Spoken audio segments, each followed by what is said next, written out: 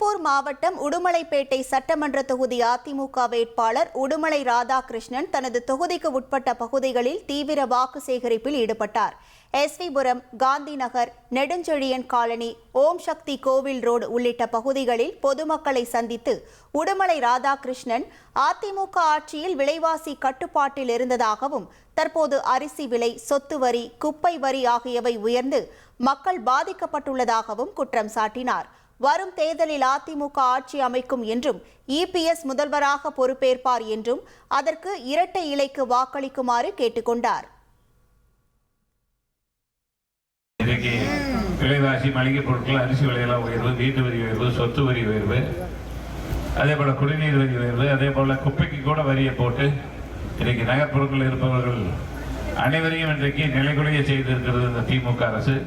இந்த நிலைமை மாற வேண்டும் என்பதற்காகத்தான் மாண்புமிகு அண்ணன் எடப்பாடியார் அவர்கள் தேர்தல் முடிந்து முதலமைச்சராக பொறுப்பேற்றவுடன் அனைத்து குடும்பங்களுக்கும் 10,000 ரூபாய் வழங்கப்படும் என்கிற நல்ல செய்தி இந்த வேலையில சொல்லிக்கொள்ள கடமைப்பட்டிருக்கின்றேன். ட்ரெண்டை ஃப்ரெண்ட் ஆக்கிக்கோங்க. தந்தி டிவியின் சப்ஸ்கிரைபர்ஸ் அண்ட் ஃபாலோவர்ஸ் குடும்பத்துல நீங்களும் இணையுங்க.